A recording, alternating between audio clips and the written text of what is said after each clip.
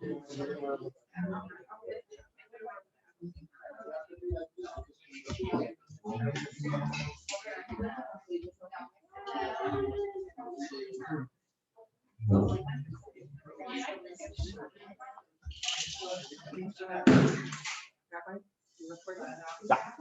put it automatically now. Good morning, Joel. Nice to see you. Watch. I'll get my,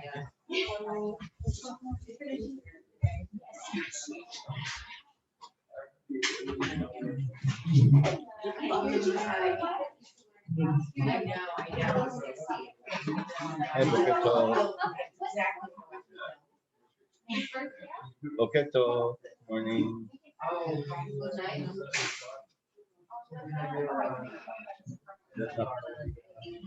Boketo. Thank you so much.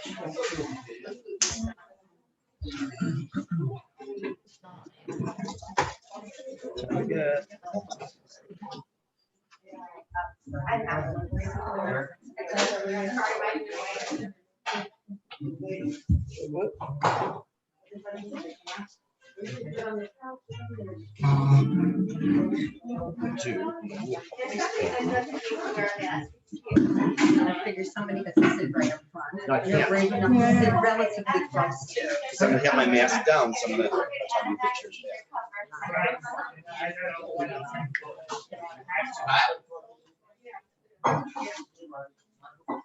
Welcome to the desert.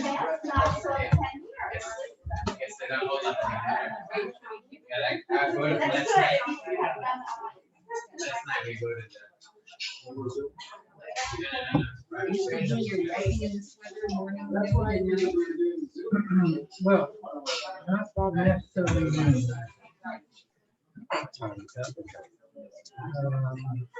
It's the middle of the day and you're already by 8 degrees already. Boker Tov, everybody. I recommend, since we have to wear masks, I can't teach with it on. Just don't be sitting like right up front. Feel free to move chairs around wherever you want. We're going to be starting in a moment. We're going to be on page 8 in most of your printings. But even if you don't have the same edition, we're starting with Perek Aleph, the first chapter, which is about Be'ur Klal Chovat Adam Ba'olamo.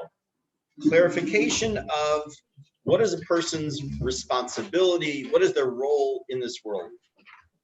So we know we saw an introduction already as to why he wrote the book. We also saw to whom the book is addressed, and it's to all of us. Even though many people don't necessarily feel that this is something they can want to learn, but it is absolutely addressed to every potential reader. So he starts off with this idea of Stuff in Amazon? Sorry, let me There's 2 things in Amazon. mute everything here. None of them. I forgot to, yes, I am, thank you. I also want to do this so it automatically mutes upon entry. Sorry. Okay. Tough. So, beginning of the chapter. Again, Perek Aleph, chapter 1. Yesod HaChasidut v'shoresh ha'avodah hatmima hu sheitbarer v'yit'amet etzel hadam ma chovato ba'olamo. First of all, you'll notice that the Rashi Tevot, the initial letters, the first 4 words are Yud, He, Vav, Ke, Shem Hashem. It's very common in authors. Matter of fact, what I wrote recently, it also starts off with the Yud, Ke, Vav, Ke, that you're putting Hashem's name at the beginning of the book in a sense like a tefillah that Hashem should help you with every word you write. Okay, so he's saying that the basic foundation of true service of God is you need to, I'm going to come back to these words soon, yitbarer v'yit'amet. You need to clarify and to verify. Each person has to do this. What is his responsibility in this world? What's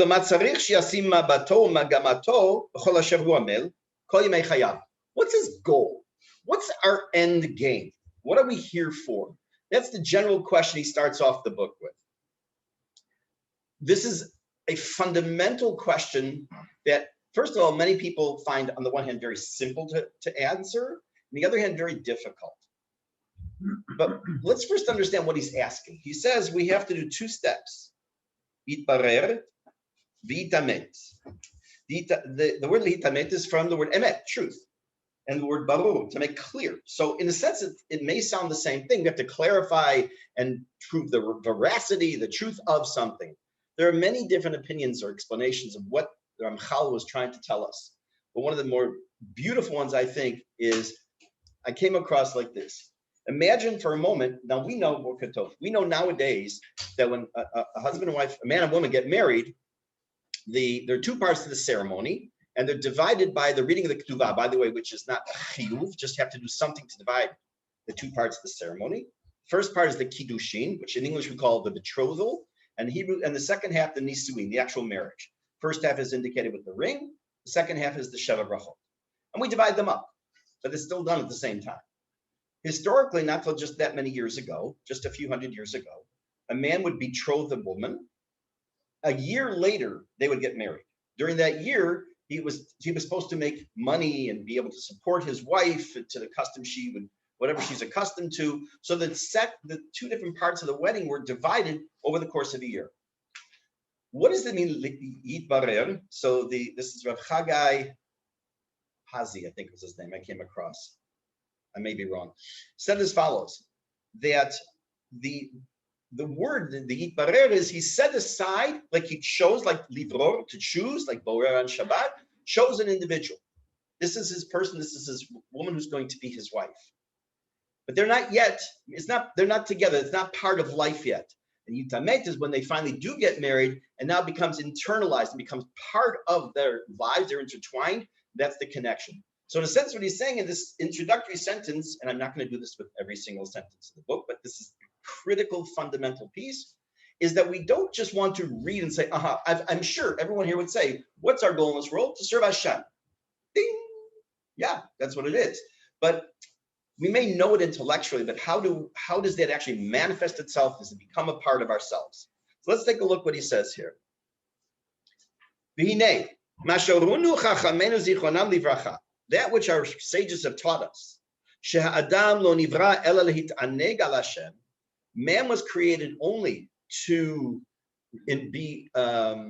enjoy, to get pleasure out of Hashem, v'lehanot miziv shechinato, and also to derive benefit and pleasure from the ziv hashchina, from the presence of the divine presence, the light of the divine presence. That is the true joy. It's the best of all the best joys and happinesses that can be found.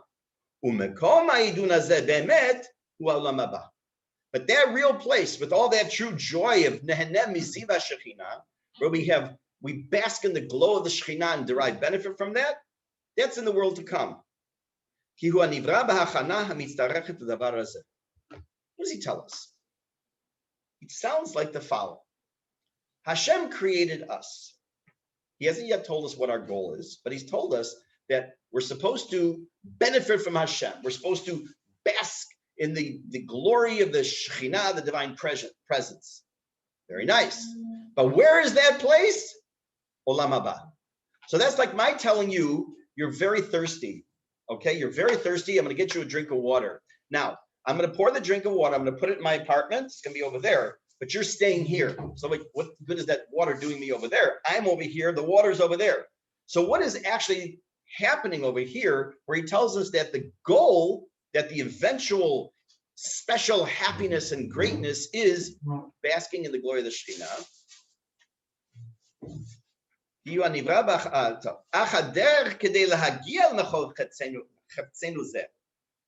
do we get to that destination? It's this world. Ask an obvious question, please. Ask a very obvious question. How do you get to the next world in this world? That's the second obvious question. Excellent. Ask a more obvious question. It's very simple. Don't overthink this one. I'll repeat what he just said. Our goal is to be neheneh miziv hashchina, and that's the ultimate idun, the ultimate goal and joy and happiness. But we can only get there through this world. Ask the obvious question. Why? Which other world? Olam haba, right, we'll leave that right now nebulous. Good. What? Why? Why what? Why is that the only way? Okay. Why would you need a prerequisite at all? Why not just place there? Okay, you're all overthinking this. How can we Oh. the next world in this world? Say it again. How can we appreciate the next world in this world? You can't.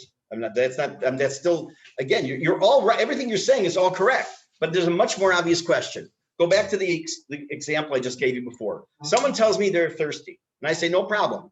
I'm going to go home. I'm going to pour you a glass of water. It's going to sit there, and you're going to be here. I can get there. You took a step too far already. Why What am do we I need this thirsty? world for? You're separated. What do I need this world for? Just put us in Olam Haba. Take the neshamot from what's called the Olam HaNeshamot and put us in the Olam HaEmet. What do we need to come here for? Yes.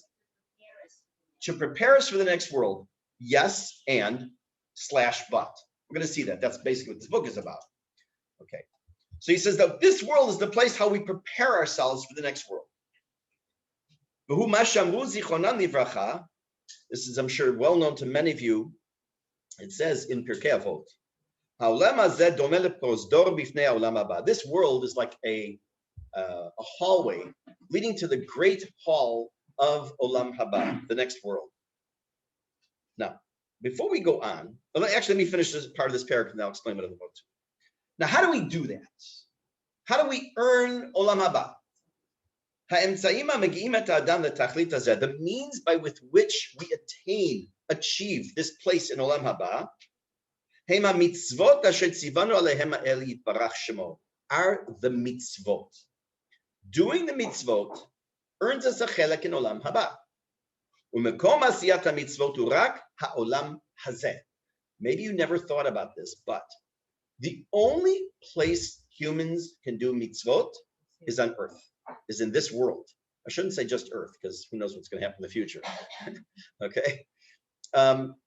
So only here. So after a person passes away, then their mitzvot, they aren't doing any mitzvot.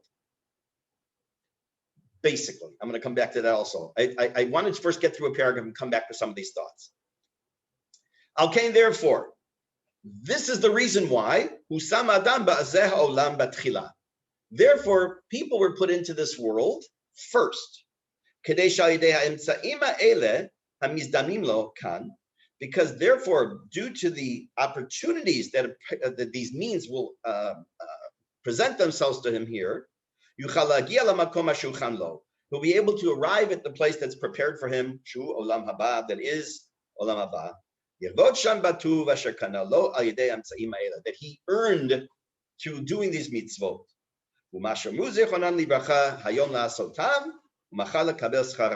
it says in the Gemara, it says Hayom in the Torah, it means today you do them today, and tomorrow to receive the reward. Okay, lots of stuff here.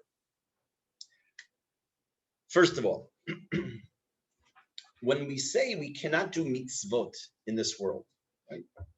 In the next world, that should be obvious.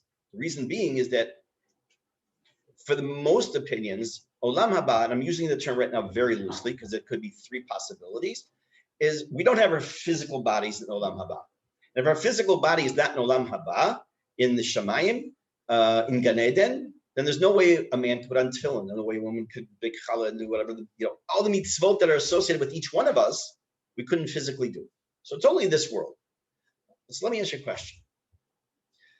In a few months, we're in the middle of Tammuz. Just a couple more months away, we're going to be Rosh Hashanah. Sorry. Well, Shemitah, I'm going to talk about that at the end of the class. Yes. But besides Shemitah, on Rosh Hashanah, we say that Sifrei Chaim and Sifrei Metim are open for God. The book of the living and the book of the dead are open before God. We have a whole idea, the whole part of the theme of Rosh Hashanah and Yom Kippur are books. The Sefer Chaim, Sefer Metim. I understand why the book of the living is open on the day of Rosh Hashanah, because Hashem's going to go through the list, right? And he's going to decide based on your actions this year what the next year is going to look like. Also, why do we daven? That's its own shiur. Why is the book of the dead? They're passed away already.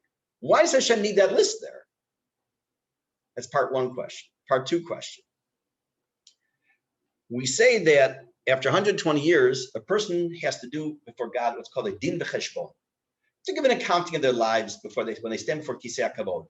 The din v'cheshbon became a shortened version, Daled Vav Chutchik Chet, and became a verb, ledaveach, to report. A doch that you get when you speed is called that because of Daled Vav Chet, that stands for din v'cheshbon. Yeah, cool, huh? So if you're not gonna remember anything about the class, you can learn that, remember that. Anyways, so you stand before God with din v'cheshbon, but what is that? What do those two words mean? Din is the decision, is the psak, is what the rule is.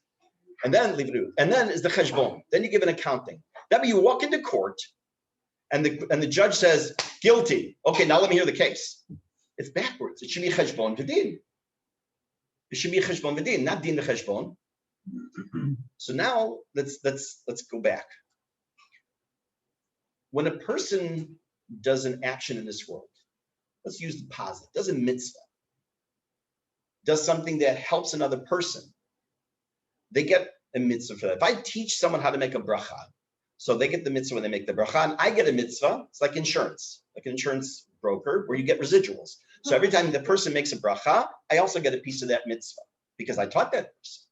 If you teach your children, you teach your neighbor, you show someone how to do something, every time someone does something that they learn from you, you get the mitzvah, they get the mitzvah when they do it, and you get a little piece of that as well. Believe it or not, yes. That's why when you do something not so good and you influence someone the wrong way, every time they do something bad, you're also on the hook partially. But let's talk positively. So what happens? Those residuals never stop. Think about that. When I learned to make a bracha, let's assume for a moment my dad taught me how to make a borei priya eitz. So when I make a borei priya eitz, I get a mitzvah because I did something positive. So every single, if it doesn't ever stop, that means whoever taught my father, whoever taught his person, who taught him, all the way back to Har Sinai, or wherever you can trace it back to, every single person got all these residual mitzvot for my bracha. Well, how does it do them any good if they're not here in this world? The answer is because the neshama has an accounting every year as well. And that neshama is getting all these residuals from all these millions of other things that have happened in this world. And therefore, when a person comes before Hashem, the reason the Sifrei Chaim and Sifrei Meitim are open is that on the Sifrei Chaim is open for the living because Hashem's going to give accounting and judgment of the year. What is it also, though, is there's a din. The decision's already been made. The person has passed away, they're in Shemayim, but there's also cheshbon again for that neshama for that year. So therefore, it's a double meaning. We have the meaning of not just an accounting, a general accounting, what a person did in this life, but even after a person has passed from this world, there's also residual effects to what we do. We talk about the concept of Ilui Neshama, which I forgot to mention, I'm sorry, at the beginning of the class, as always. It's Ilui Nishmat Avigdor Chai Abraham Ben Meir Tzvi V'Rachalea, Shamash Levin Aliyah. And every time we do something, that's part of how this helps. But especially when we do mitzvot, we do something in that nature that someone taught us to do. Now, when we said here, it says, a person will get, the middle of the paragraph, he said, that a person will arrive at the place that was set aside for him. The first Mishnah in Sanhedrin, Parak Yud, the 10th chapter of Sanhedrin, and most of you will know this because it's very often said in other circumstances, every Jew has a place in the world to come. Then it goes on and says, except for certain people don't have a chelik in Olam Haba, which really doesn't mean that anyways. You can read the Mishnah if you want to know more. But every Jew has a place in Olam Haba. So wait a minute. I don't understand. If I already have a place, Mukhan, it's already ready for me. It's got my name on it after 120 years, hopefully more. But after 120 years, that's my place. I do the mitzvah, don't do the mitzvah, do avero, do. It's already ready for me. I made a reservation. Say I made a reservation at a hotel. Does it make a difference if I get there by walking there, by driving there, by if I step on people to get to the front door? My room's ready for me. They don't care. So what's mukhan for me, and how does my actions here make a difference? Let's take a look. In the next paragraph, when you look at the matter, What is shlemut? From the word shalem, what is wholeness? What is a person's life meaning he's complete? Is truly only through clinging to Hashem. David HaMelech Omer, V'ani kirvat Elokim li tov. Ve'omer, I'm going to read a little bit and I'll explain. One thing only I ask of God. And of course, he asked for many things. He's telling us what is the goodness in this world. We just said we're supposed to bask in the glory of the Shekhinah, but we can't really do that directly in this world, only indirectly, and that's next world. So what we do is we try to get as close to the Shekhinah, to the divine presence as possible. Wait a minute, God's everywhere. Y'all learn this song, you're little, right? Hashem is here, Hashem is, right? Hashem's everywhere. But how can he be right here when my body is here? How can he be right here when the stender is here? Tanya, next go round.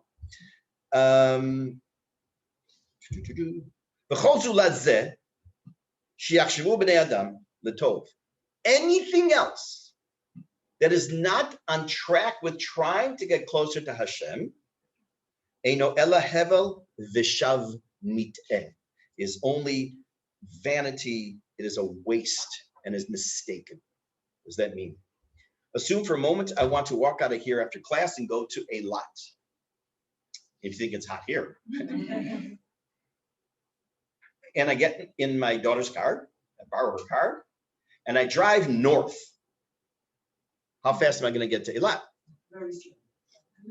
It's taking me a long time. Take the scenic route. Even with a very good guide, it's going to take me a long time. Nachon? Why? I'm driving. I'm going the wrong direction. So what if instead of getting in the car and driving north, I get in the car, I push the code, I turn the car on, but I don't have any gasoline. How fast am I going to get there? I'm doing the right thing. I don't have gasoline, but I'm going to Eilat. I'm facing the right way. I even put it in Waze. I fill with petrol or gasoline or delek, one of those three things, right? What's that? Preparation. I have to do something. So if I drive north, I'm not heading towards my goal. And if I'm driving and I get to Haifa, for example, and someone says to me, where are you going? And I say, I'm going to Eilat, they're going to look at me like I'm crazy. So if I say I'm a religious Jew and I want to do X, Y, and Z you don't want to do this to earn a lababa. You do it because this is what we're supposed to do in this world. But then someone sees me doing things that are wrong. And he says, what are you doing? This isn't how that deep person is supposed to act. Oh, no, it's okay. It's fine. It makes as much sense. And that's what he's telling us, that we're like missing the boat.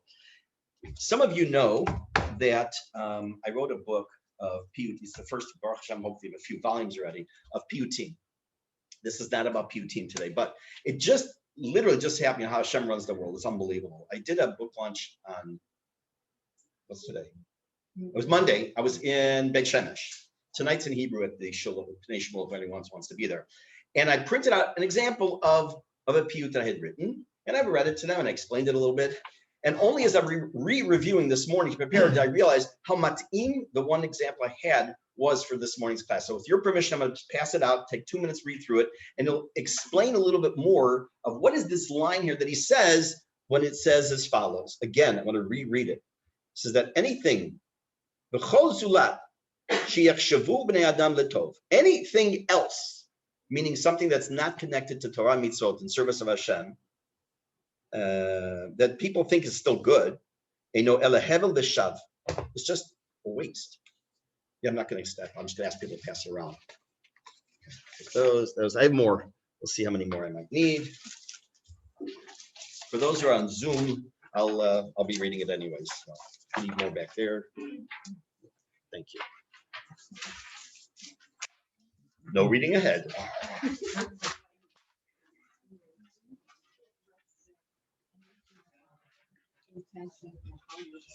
Oh, absolutely. That's what the book's about. Yeah, we're going to see that in like the 3rd or 4th chapter. Okay. I'm going to read it through, and then I'm going to read it through again and explain it.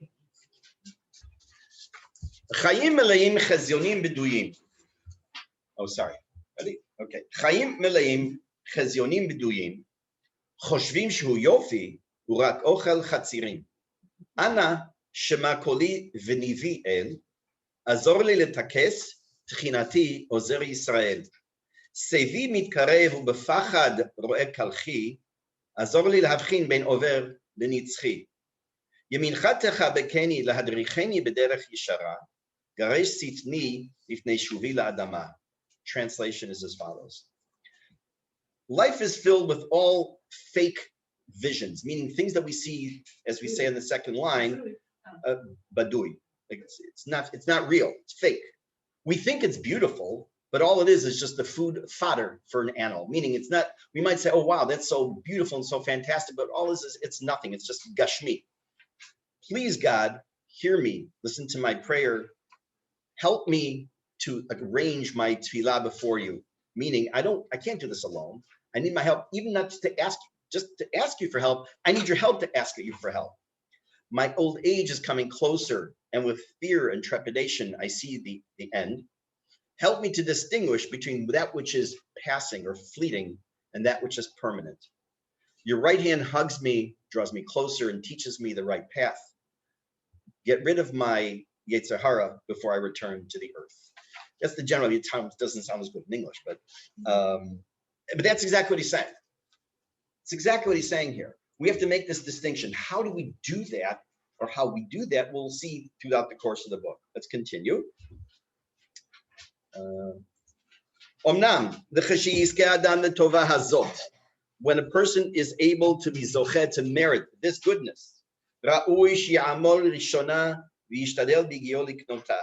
have to work at this. This isn't just something that comes easy. We have to work at it to liknota, to acquire it. What does it mean to make a kinyan, to acquire something? If I go into Mickey's Makolet and I take an apple and I walk out, I have stolen. If I walk in and I put down a couple of shekel and I give it to the kupayit or kupayit, and I walk out, I have not stolen. I can now make a bracha and eat that. What's the difference? I paid for it. I did something, an action that made it mine. If you come into my house and take this book and you take it home and never give it back to me, you stole it from me. I said, you can have it, or you give me a shekel for the book and you take it, it is now yours. Again, what happened?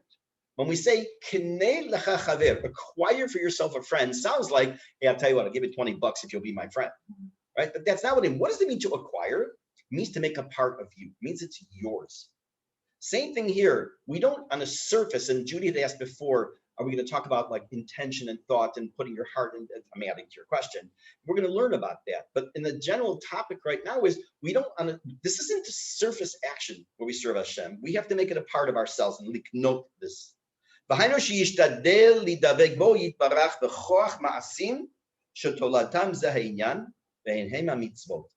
we have to make every effort to cling to Hashem, to these actions, which are the mitzvot that Hashem gave us. But there's a big problem with that. On the surface, it sounds simple. Do mitzvot, earn your olam haba. That would be like, assuming I like to connect it to like a job, right? Steve will go into the office, he'll work on a patient, he'll earn money from that, and he'll go on his merry way. Now, if you came to your office and there were no patients, how much money would you make? Elena would not be very, very happy with you, right? So you need to do something about it in order to make the money. Now you get patients, you make money. If you're a graphic designer, you have customers, you do graphic design, then you make money from that. So it sounds like, okay, I'll do the mitzvot and yalla, lasot chaim. But what's the problem with that? What would happen in case with Steve, that every time a patient tried to come into his building, I was standing there and telling him, no, don't go in. He's a terrible dentist. Chas v'shalom. Yeah, I'm sure you're wonderful. Okay. Or every time he goes to work on a patient, he decides to play on his phone instead. So look at this paragraph. The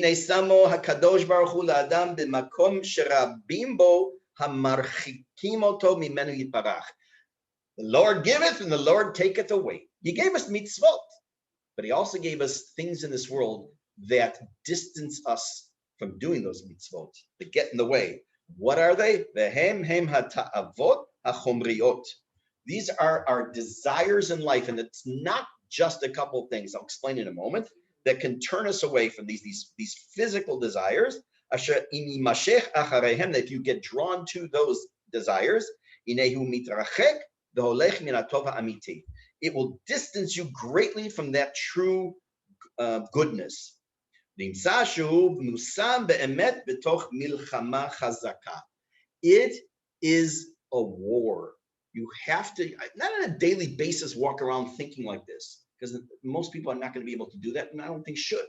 But when you look at a battle, you think about a battle and how you prepare yourself for battle and how you're supposed to have tactics, you also need to have tactics and how to deal with that battle. I gave the example in the first class that if someone is an alcoholic, it probably would not be a good idea to be a bartender. You need to distance yourself from something like that. So on the one hand, Hashem gave us these mitzvot that we have to do in order to get to Olam Haba, or earn, not to get to it. On the other hand, he also put stumbling blocks in the way. And those stumbling blocks, which he refers to as ta'avot, prevent us from doing the mitzvot or prevent us from doing them properly. Now, when you think of a ta'avot, you can think of many things. Hunger, sex, sleep, multiple things. But we don't think of other areas. Anger. How is anger a ta'avah? Jealousy. There's so many things that affect how we approach life. We're going to talk about these things in detail because they're going to be discussed in the book. But these things are in the way, and we have to make sure that we are aware of them. Ki kol inyanei ha'olam ben letov uven l'ra inem hen yesonot la'adam. Everything in this world, in one way or another, is a nisayon, is a test for us. Or you think, how could it be a test to be rich? Look what he says. He'ani mitzad echad va'osher mitzad echad. Being poor is a test, and being rich is a test. I have, not here, I mean, I imagine here too, but in Chicago, I have friends who are, I mean, as the expression goes, have more money than God. Very, very, very, very wealthy, some of them. And I've had this discussion with them, not because of Mesilat Yesharim, but just in general. And that some have said to me that it is a tremendous burden to be that wealthy. It really is. And I understand it. Honestly, if I had my choice, I'm not sure which I would choose. I'm not sure. I mean, I know which most people would choose, but I'm not sure which I would want. And the other hand, Shamash Shlomo, Penes Bavechi Chashti, V'amarti mi Hashem, Ufeni Varesh V'ganavti. I'm not going to get to the pasuk now from Mishlei, because I want to get to the other example. Hashalva mitzad echad, v'yisurim mitzad echad. Person's got a, what's the expression, life of Riley? Everything's chayim shaltuti. Life is great. Or tough life. Both extremes are a form of a nisayon. Why? Why is it chayim shaltuti? My life is that difficult? Again, right now this is just a part of his opening thesis, so we'll see within the future pages. Ad shenitzet hamilchama elav pani b'achor. Ad shenitzet hamilchama elav pani b'achor, which means any way which you look at it, he's in battle. He'll say, oh, if I can only have my own little place to sit and work quietly and be fine, I'll do Torah and mitzvot, no problem. No one's going to bother me. Could also be a problem. Oh my gosh, my life is topsy-turvy. How am I supposed to do? Also a problem.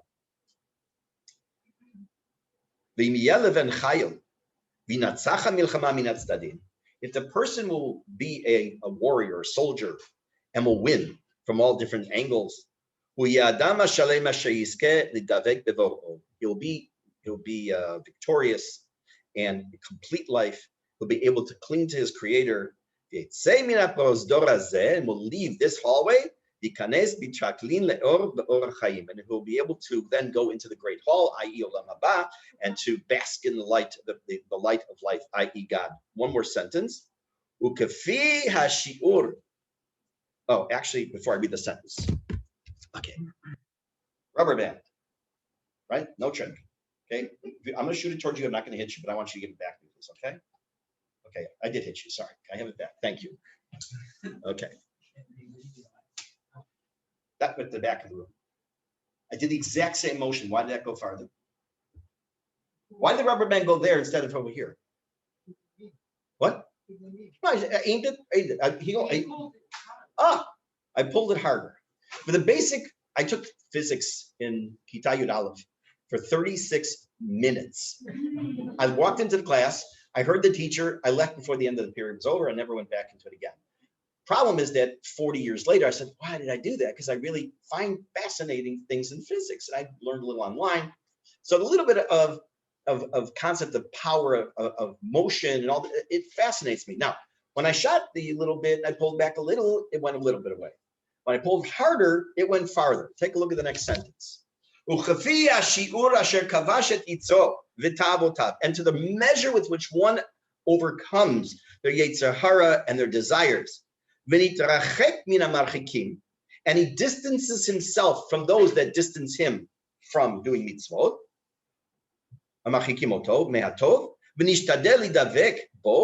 And tries and attempts to cling to Hashem. So will he be able to achieve and acquire and be happy with it. Okay. No pain, no gain. Where does that expression come from? Actually, right from Pirkei Avot. The fum tsara agra. Based on the pain or the effort, the hishtadlut is the agra, is the reward.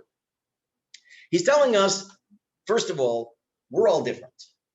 Everyone has his or her own struggle in this world. And by the way, part of what we do in this world, part of our goal, believe it or not, is the struggle itself.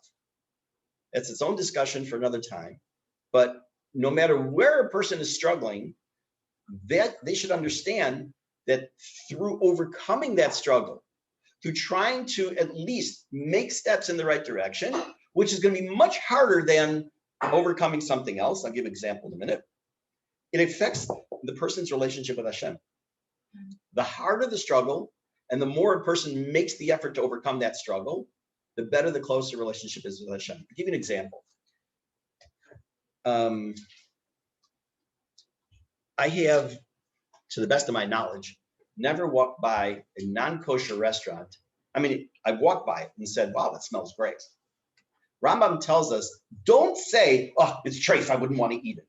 Rambam says, efshi, I want it, but I can't because Avinu Shebashamayim says I can't. So I walked by, but I didn't struggle with walking by a non-kosher restaurant. There was never a struggle for me. But let's assume in Baruch Hashem I don't have a struggle with, but let's assume I have a terrible struggle with Lashon Hara.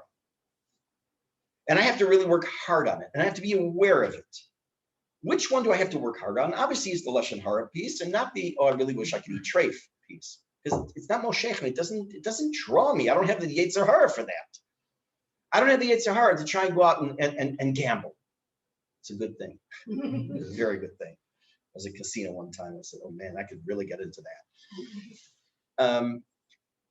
I don't have that Yetzer Hara. So if someone says to me, you really have to work on the Yetzer Hara to overcome going into a treif restaurant or to go into a casino, big deal. Like, wow, look what I did, God. I get Olam Haba just for that. No, it wasn't really a big struggle for you. But where you have your struggles that you have to, even if you grow a millimeter, not that you overcome, but you work on it, then you're already affecting the end game. You're pulling on that rubber band harder and harder, and you're going to go farther. We're going to see, he's not going to say this directly here, but just to kind of, to make it make a little bit more sense, there is this concept within Gan Eden of levels. We know it. We say it all the time. May the Shema have an aliyah, or in English they say an aliyah, right? May the Shema go up. What do you mean go up? It's in the Shema. It's in by Hashem. We believe that there are these levels. We even see it in Parshat Korach. We talk about that the people who were falling into the earth, and we're screaming, Moshe emet, Torah emet. Moshe is true, and his Torah is true. They did tshuva. There was a place in Gan Eden for them to sit, and it says that they sat on the shelf, these benches, and they were looking down on other people who were different, lower level, who were tzaddikim in their lifetime, all kinds of cool stuff.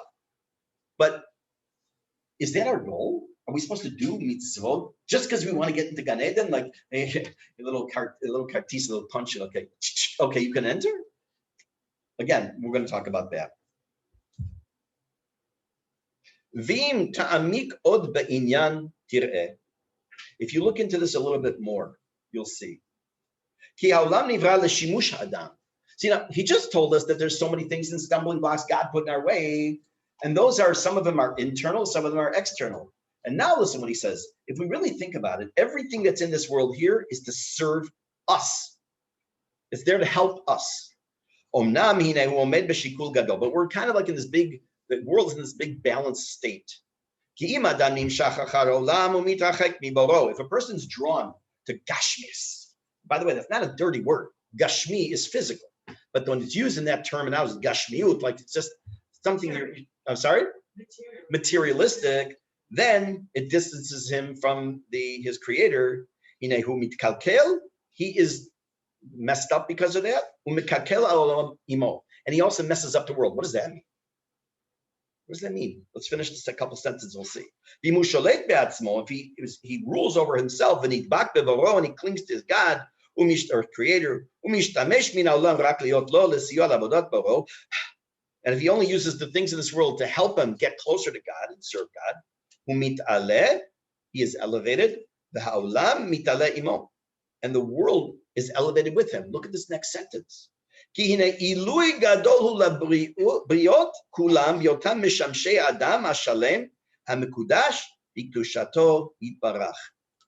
to this amazing statement.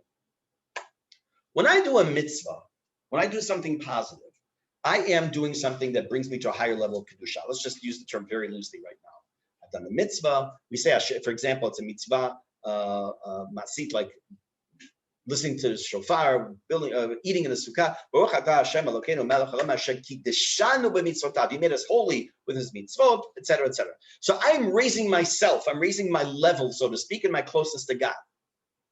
He also says that which I use that's physical in this world, I have raised it to a level of kedusha as well. When I use the computer to zoom the shiur, at this moment, the computer has been elevated to a level of not holiness that we understand of kedusha, but it has changed its relationship to the world. This is this concept we talked about in the first class of this concept of klipa. Klipa being a shell. Shell that, if I have an orange in front of you, you know there's an orange inside, you just can't see it. Klipa prevents you from seeing it. When I peel the orange, now you see it and can use it. Same thing is true. There's a klipa, everything that's not either not holy or it's just parv, so to speak, is klipa. It has a shell. But once I use it for something positive, when I take a cup of water and I make a bracha on it, I've elevated the water, I've elevated the cup. Correct? So it's saying that not only, what does it mean that everything's here for me to help me, is because I'm supposed to serve Hashem with the palm frond, the what we call in English, the lulav.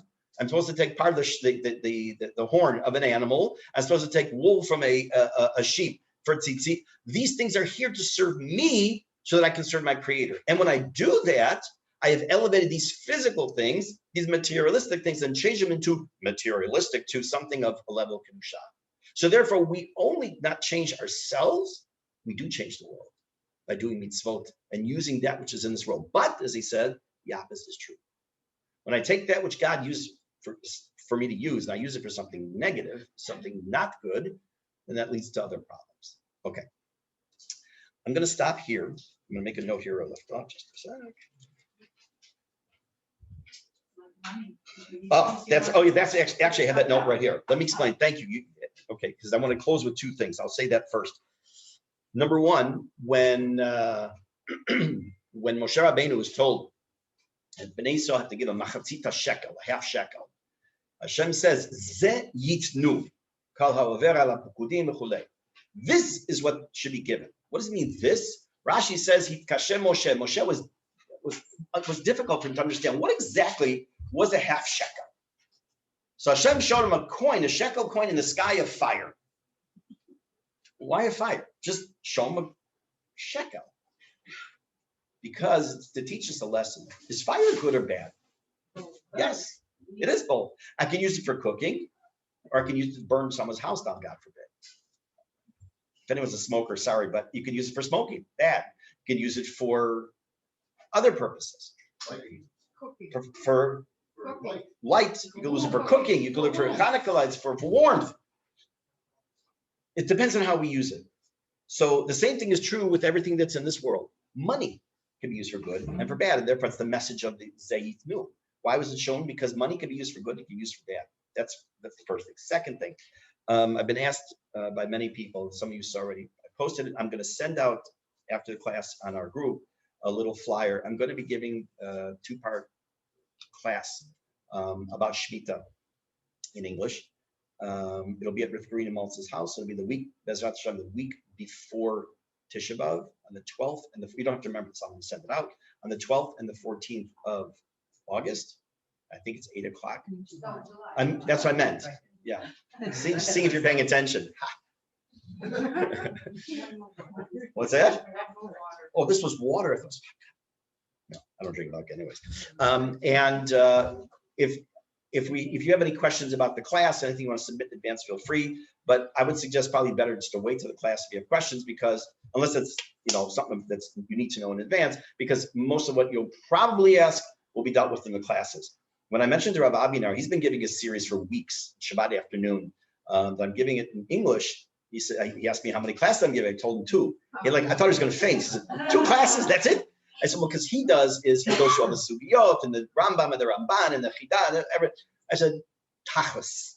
People want, right. When I was learning for Smicha, my Rebbe once said to us, he said, when someone calls you with a question, they don't care what the Shach said, what the Taz said, and what the Maramah said, tell them the answer.